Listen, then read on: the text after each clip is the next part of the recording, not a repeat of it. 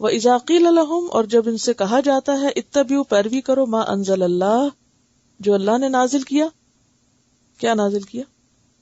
قرآن و سنت. قالو، کہتے ہیں، بلکہ نتبعوا، ہم پیروی کریں گے، ما الفینا، جو پایا ہم نے. الفینا کا لفظ جو ہے اس کا روٹ ہے لام فے واو.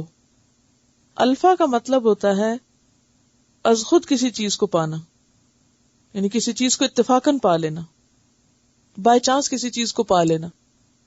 علیہ، اس پر، آباءنا، اپنے آباء و اجداد کو.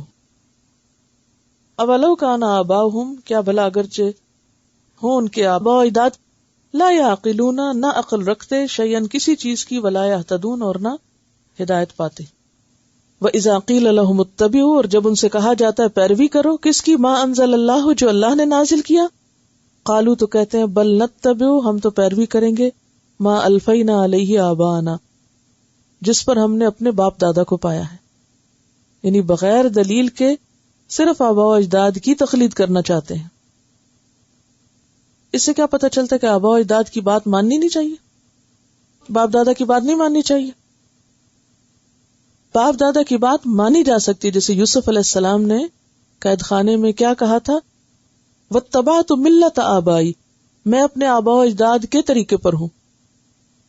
یوسف علیہ السلام نے آباء و اجداد کے طریقے کی پیروی کی، اور وہ طریقہ کیا تھا؟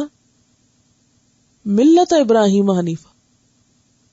تو اگر آباء و اجداد کا طریقہ درست ہو، ان کا حکم درست ہو، تو اس کو مانا جا سکتا ہے. یہاں آباء و اجداد کے کس طریقے کو نہ ماننے کی بات ہو رہی ہے؟ جو شرک کا طریقہ ہو، جس کے پیچھے کوئی دلیل نہ ہو، کوئی سند نہ ہو، اندھا دھند تقلید. اولو کان آباؤہم لا یعقلون شیئا ولا یہتدون، یہ پھر بھی آباء و اجداد کی بات مانیں گے چاہے ان کے باپ دادا نہ عقل رکھتے ہوں اور نہ سمجھ رکھتے ہوں، نہ ہدایت پر ہوں. یعنی یہ باپ دادا کی بات بغیر عقل اور بغیر سمجھ کے مانتے چلے جائیں گے. تو اس سے کیا پتہ چلتا ہے کہ ہمیں کسی کی بھی پیروی کرنے کے لیے اپنی عقل سے کام لینا بے حد ضروری ہے. آنکھیں بند کر کے کسی کے پیچھے نہیں چل سکتے. دین پر بھی عمل دلیل کے ساتھ ہونا چاہیے، اندھا دھند نہیں. اور خاص طور پر کسی ایسے بندے کی پیروی نہیں کرنی چاہیے جو خود ہدایت پر نہ ہو اور جو عقل سے کام نہ لیتا ہو، صرف یہ کہتا ہوں ہمارے بزرگوں نے فرمایا، ہمارے بڑوں نے کہا. یہ دلیل نہیں ہے.